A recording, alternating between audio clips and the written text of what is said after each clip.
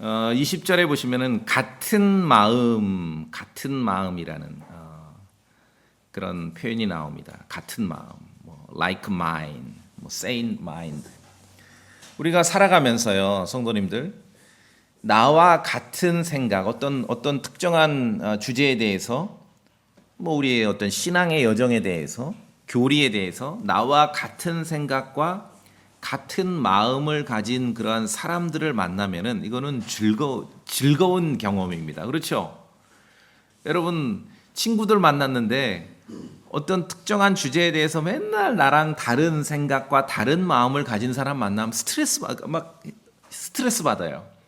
그래서 같은 생각과 같은 마음을 가진 사람을 만나는 것은 삶의 큰 즐거움입니다.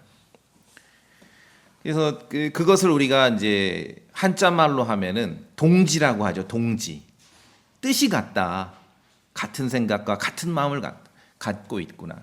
그래서 내 삶에 있어서 어떤 특정한 영역에 있어서 동지라고 부를 수 있는 사람을 만나는 시간은 그건 굉장히 즐거운 시간입니다. 아주 좋은 경험이에요.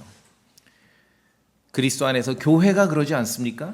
우리의 인생을 두고 삶과 죽음의 문제, 그렇죠? 하늘과 지옥의 문제, 구원의 문제, 죄의 문제, 성경의 진리와 교리에 관한 한 같은 생각과 같은 마음을 가진 사람들을 만나요. 동지들을 만나는 거예요. 이 시간은 굉장히 큰 기쁨이고 즐거운 시간이에요. 교회가 그런 것이에요. 그래서 성경이 가르치는 교회가 뭔지를 곰곰이 생각해 볼 때 이 시간들을 일주일에 그냥 잠깐 보내는 수 있는 그런 시간이지만 이 시간들을 어떻게 보내고 얼마나 소중하고 귀중한 사람들하고 내가 만나는지를 생각할 수 있어야 됩니다. 사도 바울에게는 믿음 안에서, 그리스도 안에서 가족이면서 동시에 동지들이 몇 명 있었습니다. 오늘 그 중에 2명이 소개됩니다. 19절에 먼저 디모데가 있고요. 25절에 에바브로 디도가 있습니다. 자, 이들을 빌립보 교회에 편지를 쓰면서 특별히 디모데와 에바브로 디도를 알리고 이들에 대한 소식을 전하며 뿐만 아니라 굉장히 우리가 함께 읽었지만 이들을 칭찬합니다. 아주 추천을 하지요. 사도 바울에게 있어서 가족이며 동지였던 디모데나 에바브로 디도는 본문에서 디모데는 아들로 불리고 있고요. 에바브로 디도는 형제로 불리고 있습니다. 그 말은 뭡니까? 그리스도 안에서 가족이라는 말이지요. 늘 말씀드리지만 예수 그리스도 안에서 우리는 또 하나의 가족이 있습니다. 육적인 가족이 있고 영적인 가족이 있습니다. 대부분의 현대인들이 이 부부 말고는 육적인 가족은 매일 만나거나 일주일에 한 번씩, 2번씩 만나는 경험이 없기도 해요. 그러나 영적인 가족은 일주일에 한 번씩 꼭 만나죠? 또 하나의 가족이 있습니다. 사도 바울에게 있어서 디모데와 에바브로 디도는 영적인 가족이었고, 구체적으로 디모데는 아들로 불리고 에바브로 디도는 형제로 불립니다.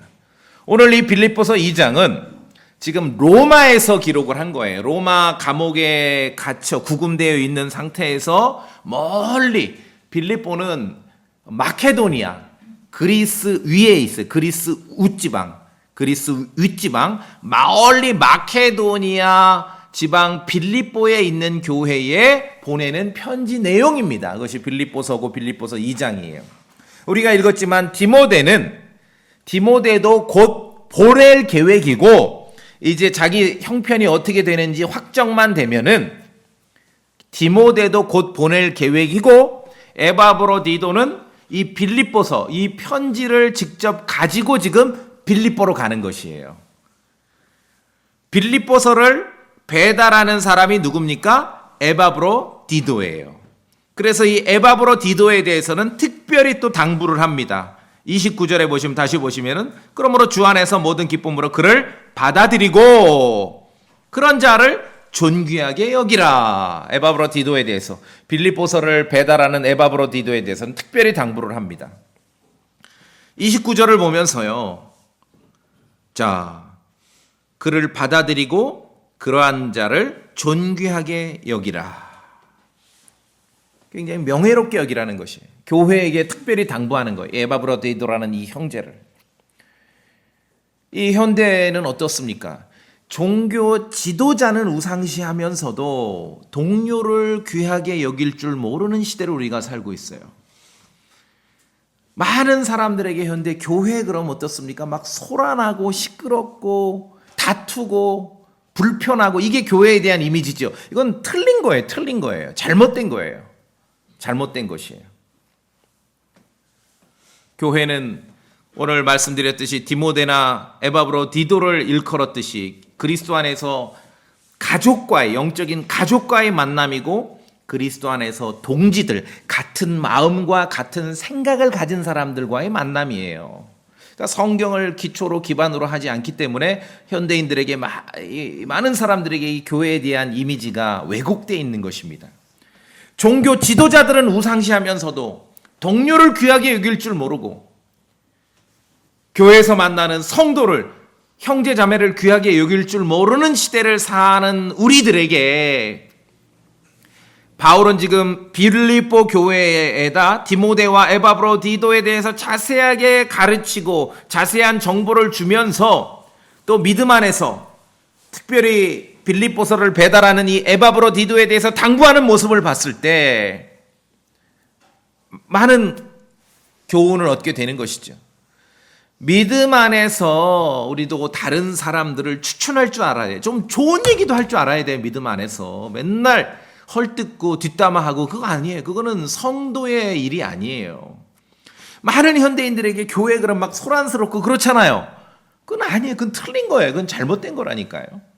믿음 안에 있는 다른 성도를 추천하실 줄 알아야 되고 믿음 안에서 다른 성도를 칭찬하실 줄 알아야 됩니다. 오늘 사도 바울은 빌립보 교회를 향해서 이 디도에 대해 그렇게 하라고 부탁하는 것이에요. 믿음 생활한다고 하면서 사람에 대해서 좋은 말 할 줄 모르면 그것도 병입니다. 영적인 병이에요. 자, 우리 고린도전서 16장 보실까요? 고린도전서 16장.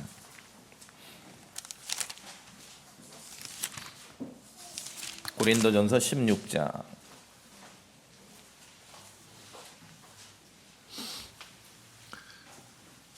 고린도전서 16장 17절에는 사도 바울이 고린도 교회에다가 또 몇 명의 성도를 추천합니다. 17절을 제가 보고 자 18절은 같이 읽겠습니다.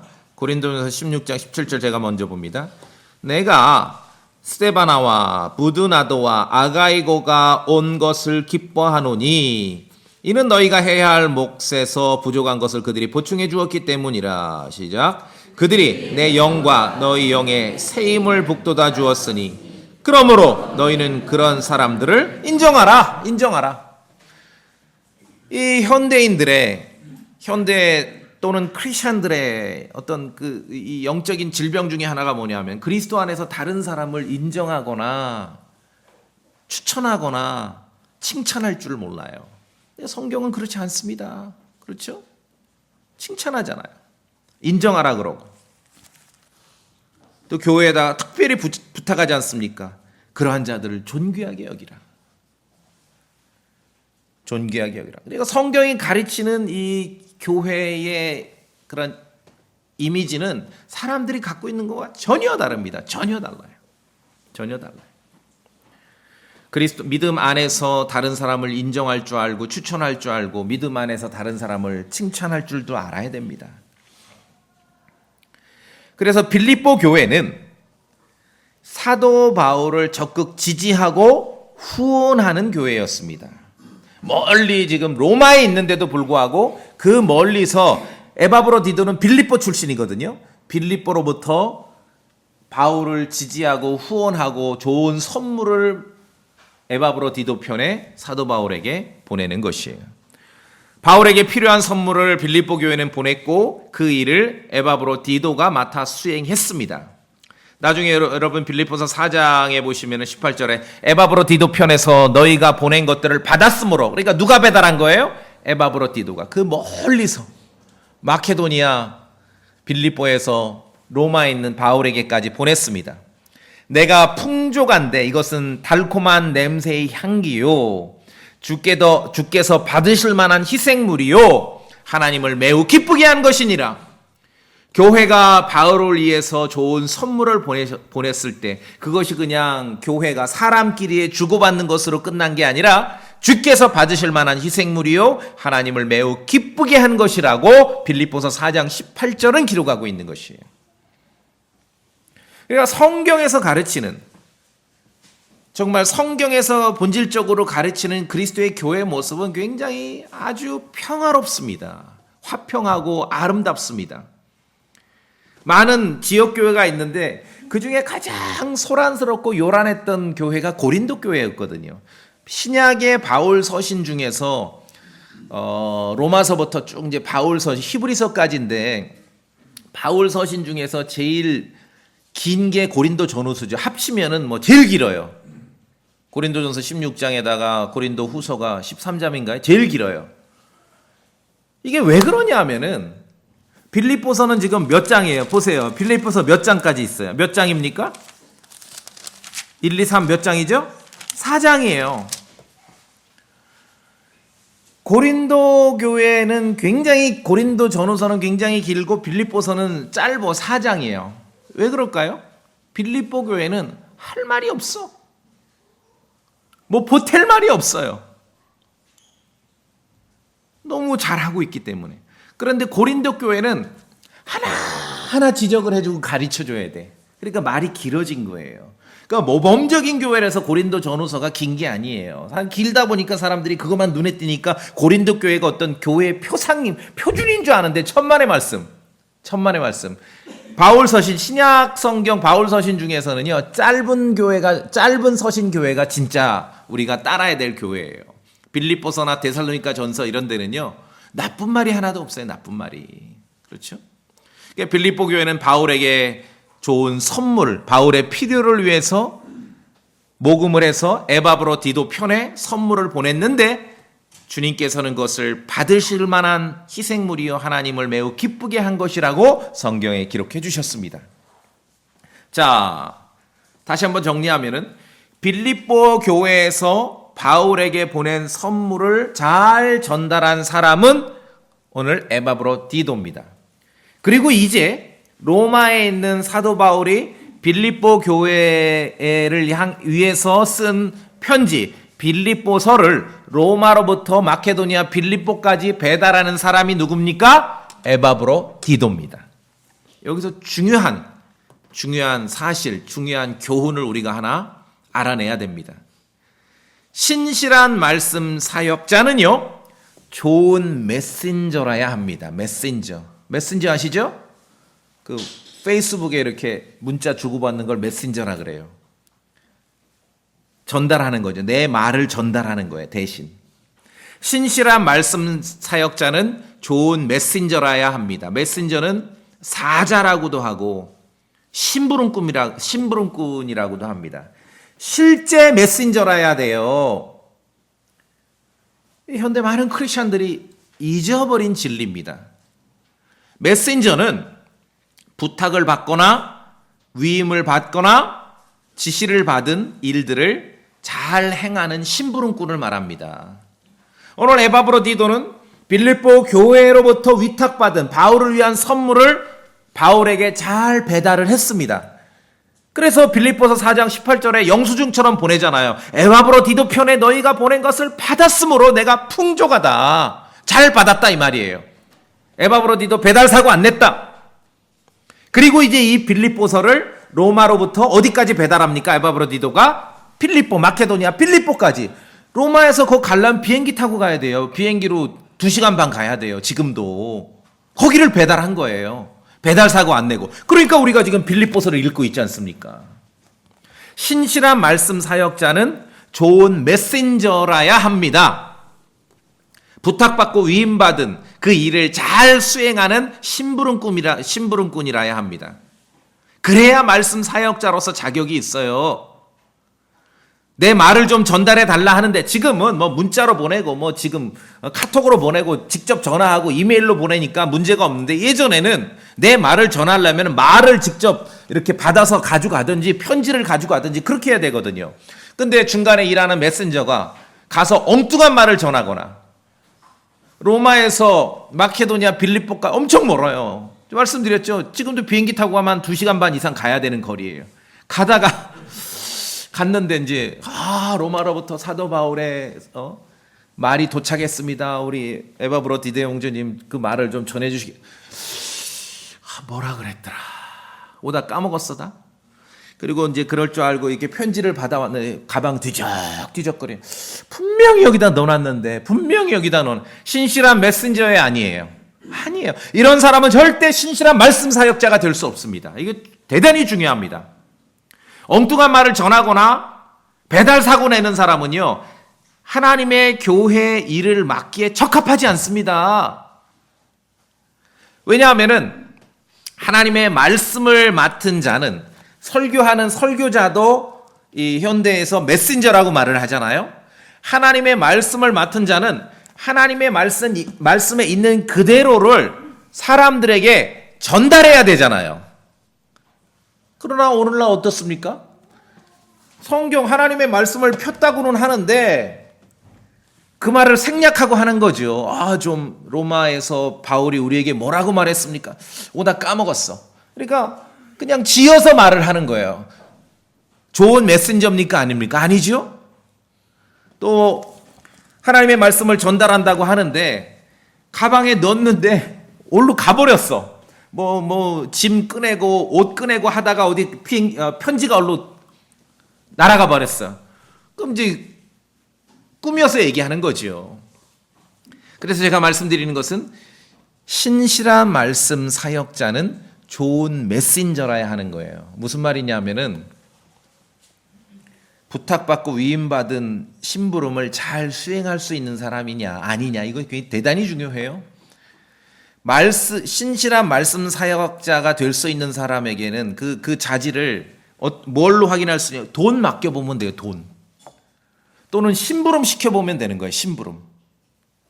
오래전에 루스트라 사람들은 어떤 기적이 일어나니까 사도 바울을 이 전령의 신, 그리스 로마 신화에 나오는 전령의 신, 말하자면 메신저의 신인 머큐리로 오해를 했죠. 그건 사실이 아니죠. 그런데 그들도 나름대로 판단을 했는데 전혀 근거 없는 판단은 아니에요. 바울을 가만히 보니까 이 전령의 신, 메신저의 신을 닮은 거예요. 머큐리. 그래서 바울을 두고 머큐리라고 한 거예요. 헤르메스라고. 이 메신저구나, 이 사람은. 전령이구나. 자, 그래서 이거 꼭 기억해 두십시오. 신실한 말씀 사역자는요, 좋은 메신저입니다. 말을 옮길 때, 말을 전달할 때 보태고 빼고, 해지도 않은 말 갖다 그러고 막 보태서 말하고, 사람 사이 막 이간시키고, 이거는 좋은 메신저가 아니고 절대로 신실한 말씀 사역자가 될 수 없습니다.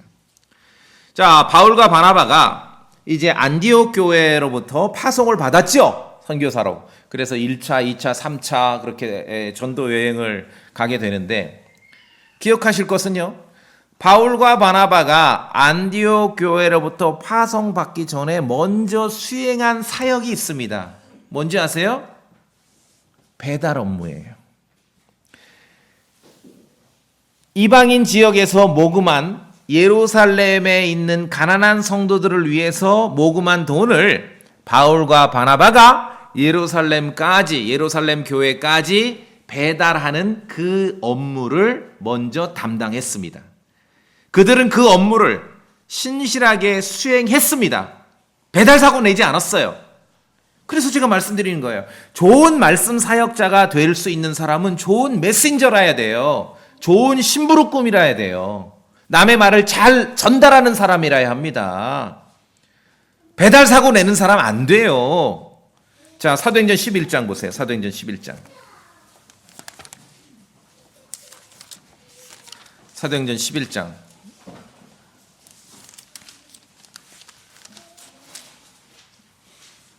29절.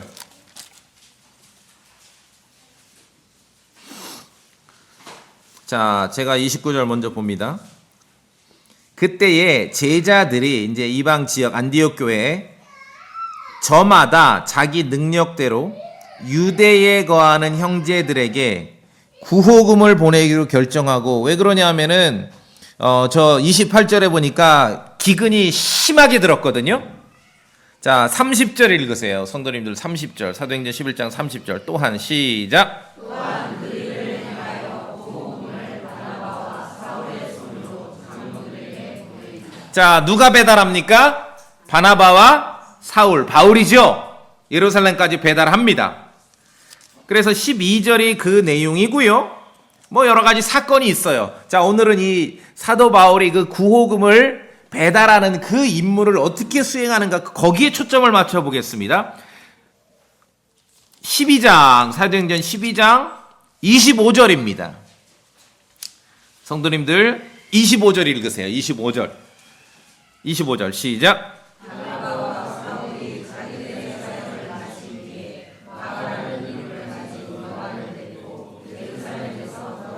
자, 예루살렘까지 구호금 배달 업무를 마치고 돌아옵니다. 25절에서. 그런데 성경은 25절에서 바나바와 사울이 자기들의 뭐라 그랬어요? 사역을 마치고, 미니스트리, 사역입니다. 섬기는 일이지요. 그 일을 마치고 무사 귀환을 했습니다. 그리고 나서 벌어지는 일이 뭡니까? 사도행전 13절에 이제 바나바와 바울이 파송되는 거예요. 선교사로서. 좋은 말씀 사역자는, 신실한 말씀 사역자는 좋은 메신저라야 합니다. 돈 맡겨보면 안다는 거예요. 배달 사고네? 땡이다, 땡. 심부름 시켜보면 아는 거예요. 심부름 시켜보면은.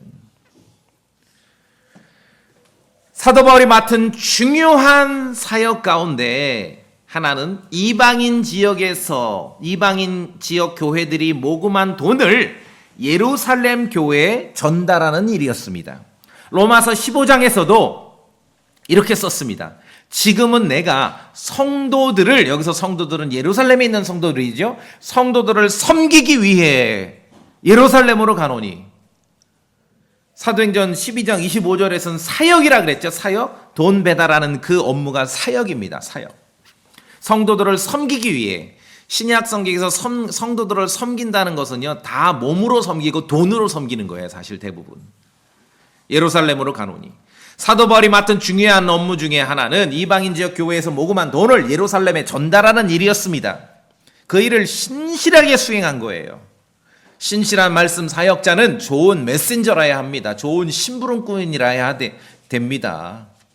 나중에 크레테 교회의 감독이 되는 디도에 대해서 고린도후서에서 사도 바울이 아주 자세히 기록하는데, 디도에 대해서 그는 교회들로부터 복음으로 인해 칭찬받는 자고, 그 영적인 면에서 이렇게 칭찬받아요. 디도. 그러니까 크레테 감독의, 크레테 교회 감독, 목사가 됐겠죠. 그 다음에 복음으로 인해 칭찬받는 자이고 뿐만 아니라 교회의 사자였다. 교회의 메신저였다는 거예요. 성경에서 교회 메신저는 지금처럼 설교하는 메신저를 말하는 게 아니라 배달 업무 맡는 메신저를 말해요. 배달 업무. 돈을 배달하든지 바울의 편지를 배달하든지 그 메신저를 말하는 거예요. 즉 심부름을 잘하는 일꾼이었다. 디도도 그러했습니다.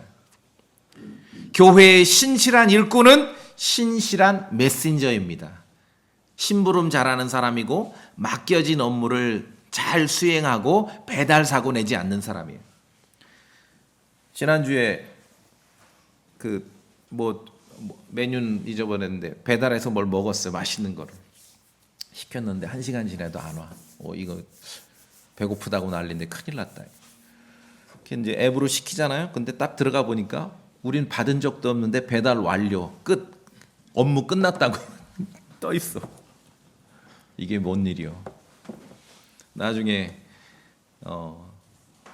확인해 봤더니 다른 집에다 배달한 거예요. 다른 집에다. 근데 그 집 주인이 착한 사람이야. 그래서 우리한테 연락을 해줬어요. 배달 사고 났죠? 그 사람은 신실한 말씀 사역자가 절대 될 수 없습니다. 좋은 메신저라야 합니다. 배달 잘하고 심부름 잘하는 사람이 교회의 신실한 일꾼으로 드러났습니다. 성경이 그러합니다. 누가 신실한 사람입니까? 뭐 다 마찬가지, 다 뭐 예수님 말하고, 다 복음 말하고, 다 뭐 하나님의 영광 말하니까 이걸로는 게임이 안 돼요. 누가 신실한 사람입니까? 돈을 맡겨보면 안 되니까요. 누가 신실한 사람입니까? 심부름을 시켜보면 아는 것이에요. 성경이 우리에게 그걸 가르쳐 줍니다, 지금. 에바브로디도는 본문으로 오시면은 빌립보 교회에서 바울에게 보내는 선물을 안전하게 잘 배달했습니다. 바울이 인정하지 않습니까? 내가 잘 받아서 풍성하다. 그 먼 거리를. 에바브로디도는 로마에서 바울이 빌립보 교회에 쓴 이 빌립보 서신을 잘 안전하게 또 배달을 합니다. 그러니 에바브로디도는 정말 좋은 말씀 사역자가 되는 것이에요. 교회의 신실한 일꾼이 되는 것이에요. 누가 신실한 사람으로 드러납니까? 돈을 맡겨보면 안다니까요. 누가 신실한 사람으로 알려질 수 있습니까? 좋은 메신저, 심부름을 시켜보면 아는 것이에요. 어떤 맡은 바 임무, 소소하게 보이는 심부름을 행하는 일은 아주 하찮게 여기고, 남의 돈 맡은 거 관리하는 것은 하찮게 여기면서 어떤 교회에서 영적인 하나님 왕국 교회에서 영적인 지위를 획득하려고 하는 거, 이건 말도 안 되죠. 전혀 맞지 않는 얘기입니다. 자, 그래서 에바브로디도는 신실한 메신저였습니다. 신실한. 그래서 25절에 너희의 사자로서 그러지 않습니까? 메신저다. 성경에서 메신저는 설교하는 메신저가 아니라 배달하는 메신저예요. 배달 업무를 잘 수행하는 메신저라는 것입니다. 자, 이름에 대해서 제가 잠깐 말씀드릴게요. 에바브로디도인데 사실 이제 우리 말로 이렇게 전통적으로 인명 지명에는 이제 뭐 경음, 격음 이런 걸 잘 안 쓰니까 이제 에바브로디도인데, 여러분 관심 있으시면 이제 영어 성경으로 그 스펠링을 나중에 꼭 확인해 보세요. 지금 확인하면 헷갈려요. 제 얘기를 먼저 들으셔야 돼요. 킹제임스 성경에는 그리스 로마 신화에 등장하는 신들의 이름이 몇 명 등장을 합니다. 예를 들어 주피터, 제우스죠. 그 루스드라 사람들은 바나바를 주피터라고 말했습니다. 또 머큐리, 헤르메스죠. 루스드라 사람들은 바울을 머큐리, 전령의 신, 메신저의 신이라고 말했어요. 또 사도 바울은 아테네에 가서 마르스, 전쟁의 신이죠. 마르스 언덕에 서서 설교를 했습니다. 또 에베소에서는 다이애나 여신을 숭배했습니다. 다이애나 아시죠? 예, 서양의 뭐 유명한 사람들 왕비 이름 다이애나인데 신의 이름입니다. 우리는 아르테미스로 많이 알고 있죠. 아르테미스, 다이애나, 아르테미스. 아폴로, 태양의 신이고 음악의 신 아폴로. 이 성경에 나오는 다 그리스 로마 신화에 나오는 신들의 이름이에요. 이 신들의 이름이 왜 기록됐냐면은 사도 바울이 그리스도의 복음을 전하던 그 시대, 사람들이 살아가는 그 시대는 그러한 세상이라는 거죠. 그리스 로마 신화가 지배하는 세상 속에서 하나님의 말씀을 전파했습니다. 그리스 로마 신들 중에서 아름다움과 사랑의 여신, 뭐죠? 아름다움과 사랑의 여신, 스타킹, 비너스. 이제 그리스 말로는 아프로디테예요, 아프로디테. 그러니까 그 그리스 문명권에서 애들을 놓으면은, 자식을 놓으면은 이 그리스 신화의 그런 그 문명, 그 신들을 섬기던 그 문화와 종교 속에 살던 사람들은 자기 자식을 나누면은 그 신들의 이름을 따라서 이름을 짓는 거예요. 그래서 고린도 교회에서 바울과 동역했던, 실제로 고린도 교회의 목사님인데 이름이 아폴로야. 개명 안 했어요. 아폴로는 태양의 신이고 음악의 신이에요. 개명 안 했어요. 오늘 여기 에파프로디도는요, 사실은 에파프로디도인데 앞에 에바가 빠지면은 아프로디테라는 이름이에요. 비너스예요. 이 아들을 놓고 그 부모님이 아름다움과 사랑의 신을 흠모하는 마음으로 아들의 이름을 진 거예요. 그래서 에파프로디도는 아프로디테에게 속하면서 좀 살았으면 좋겠다, 그런 소망이 이 이름 속에 담겨 있는 것이에요. 왜? 이 사람들의 부모는 그 시대, 신화가 지배하는 그런 세상 속에 살았습니다. 말씀드렸듯이 심지어 고린도에서 목회했던 아폴로는 태양신이고 음악의 신의 이름과 동일하죠.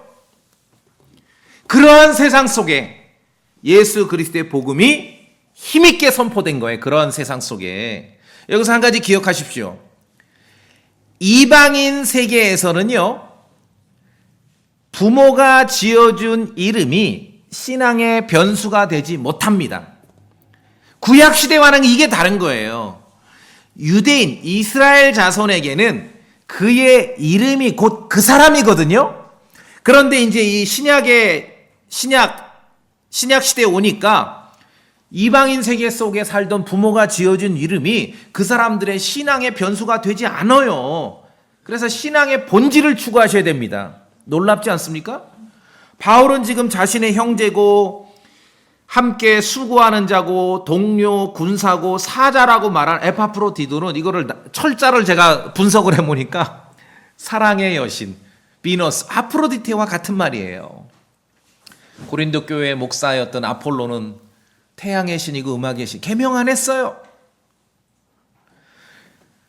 그러니까 사람들의 이름도 구약시대 이스라엘 자손의 역사와 이방인 세계에는 다르다는 거예요. 뭘 하나 알아도 정확하게 알아야 돼요.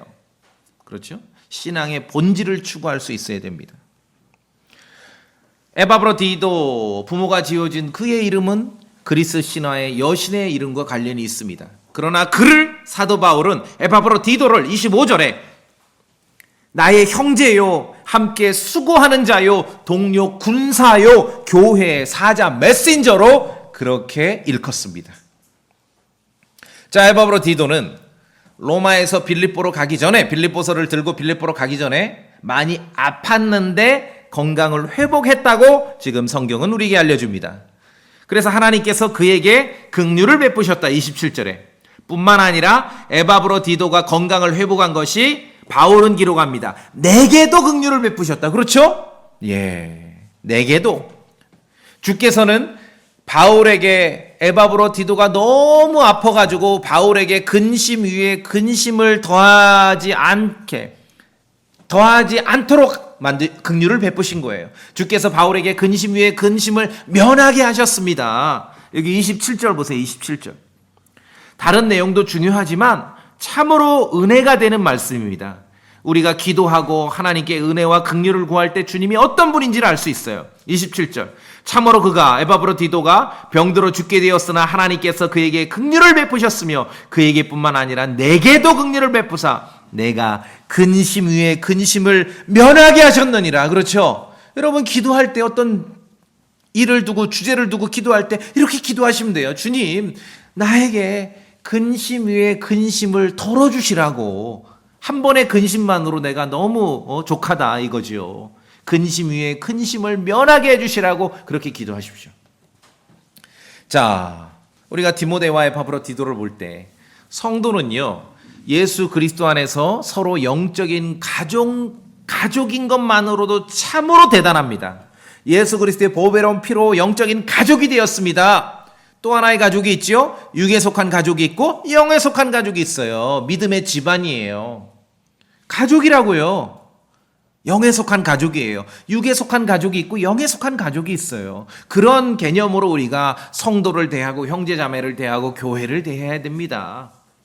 더하여 오늘 25절 보니까 바울은 에바브로디도, 그 이름은 그리스 로마 문명권에 살던 그 에바브로디도는 부모님으로부터 받은 이름은 그리스 신화에 나오는 그 여신의 이름을 따랐어요. 사랑의 신화, 사랑의 신 비너스, 아름다움의 신.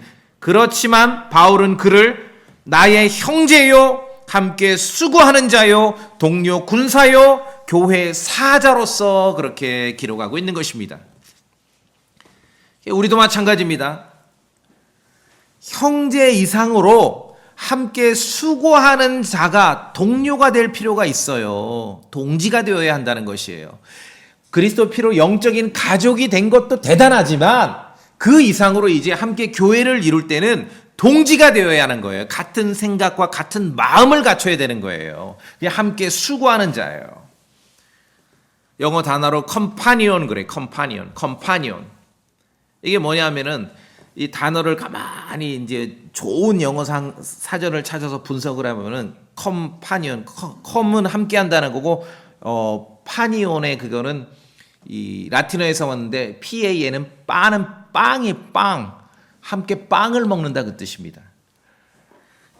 함께 수고하는 자라는 것은 일터에서 함께 빵을 먹는 동료를 말해요.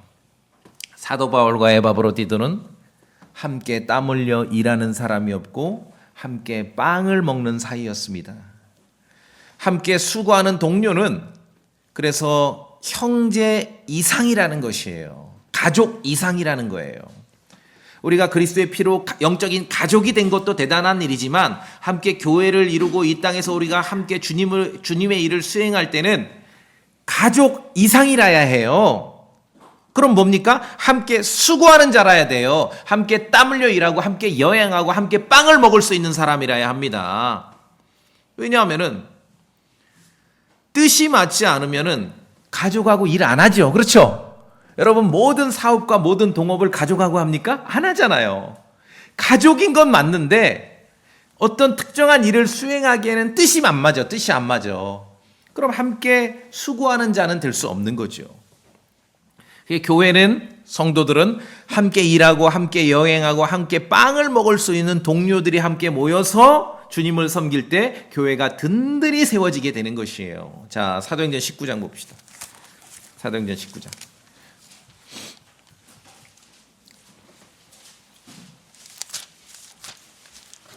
사도행전 19장.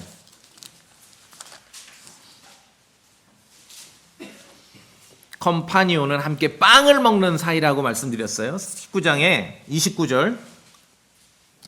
여기 표현을 보려고 하는 것입니다. 온 도시가 혼란에 휩싸였더라. 그들이 바울의 동료들로. 근데 이 동료들은 어떤 동료들이냐면 그와 함께 여행 중인 사람이에요. 마케도니아 가이오와 아리사고. 여행 중인 동료예요. 컴파니온인데 함께 빵을 먹는데 이때 동료들은 여행을 하면서 함께 빵을 먹는 동료들이에요. 이거 굉장히 중요합니다.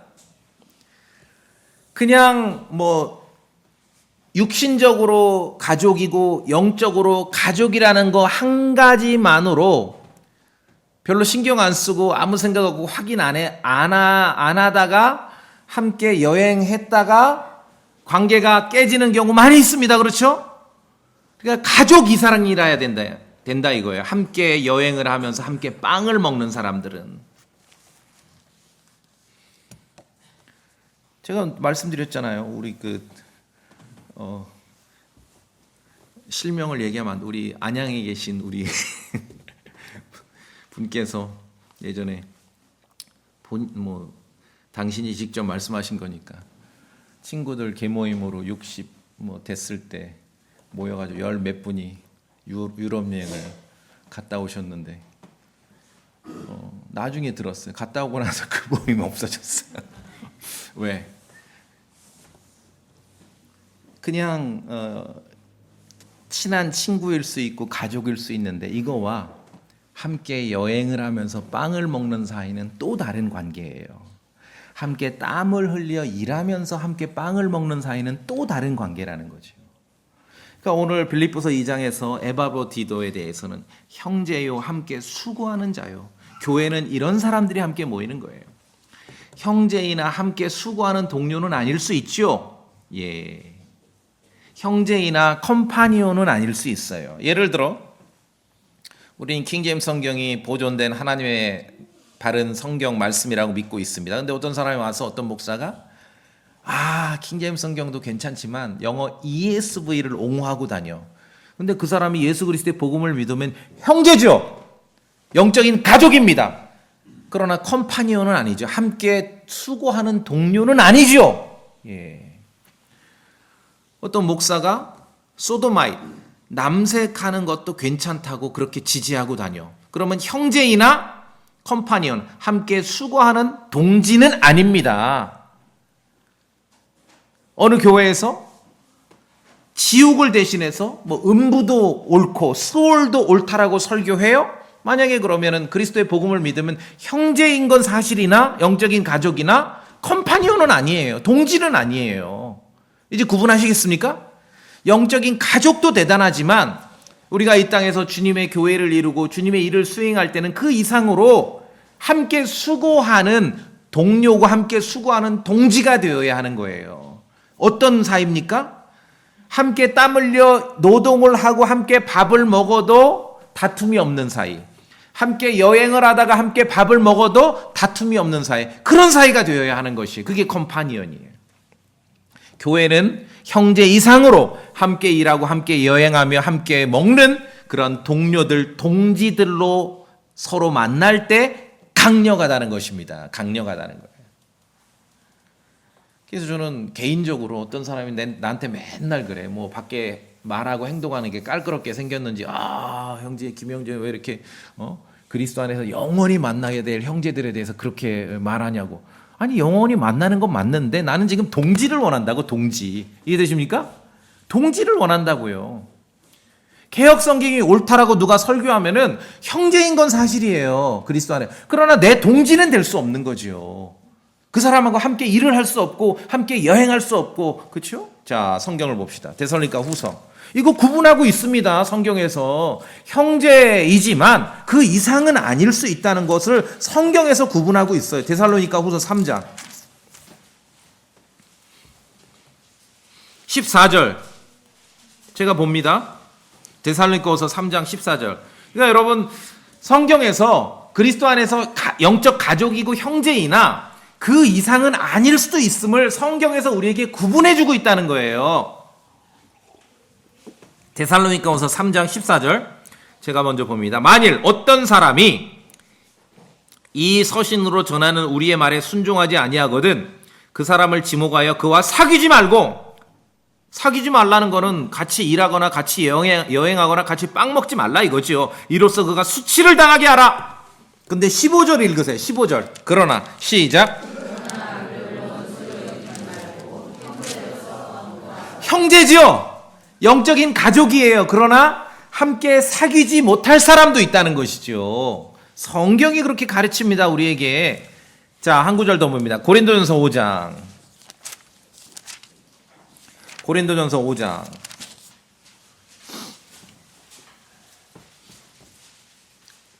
11절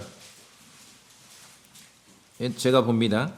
고린도전서 5장 11. 그러나 이제 내가 너희에게 그렇게 쓴 것은 만일 형제라 불리는 어떤 사람이 형제 그리스도 안에서 영적인 가족입니다. 그런데 뭐 음행하는 자이거나 탐욕 부린 자 이런 죄인이야. 이런 죄를 막 일삼고 다녀요. 부끄러운 줄도 모르고 이러고 다녀. 그럼 끝으로 가 어떻게 돼요? 강탈하는 자이거든. 형제라고 불리는데 이런 자이거든. 그와 사귀지 말게 하며 그런 자와는 결코 함께 먹지도 말게 하려 함이니라.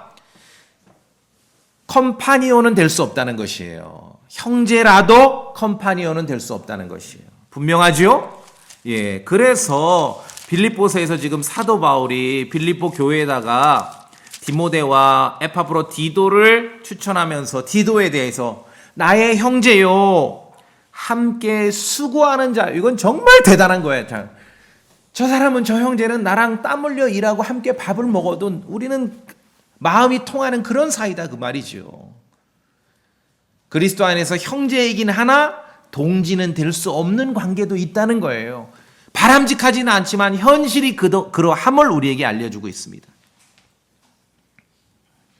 또 사도 바울은 함께 수고하는 자요, 동료, 군사요, 전우의 전우, 동지이며 전우예요. 그래서 개인적으로는 그런 말 제일 듣기 싫어. 아까 말씀드린 뭐 그리스도 안에서 영원히 만나야 될 형제, 그건 내 부정하지 않아. 그러나 내가 지금 필요한 것은 나는 동지를 원한다는 것이죠. 동지. 나에게 원하는 건 나는 전우가 필요하다는 거예요. 전우가. 사도 바울은 에바프로디도를 자신의 동지요 전우라고 말하고 있습니다.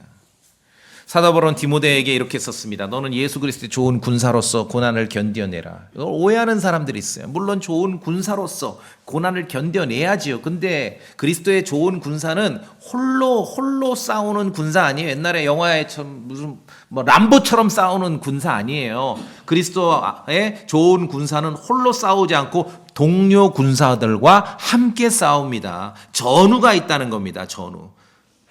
람보처럼 혼자 싸우는 사람이 아니라 전우들과 함께 이 성을 지키는 그 전쟁, 영적 전쟁을 수행하는 사람이에요.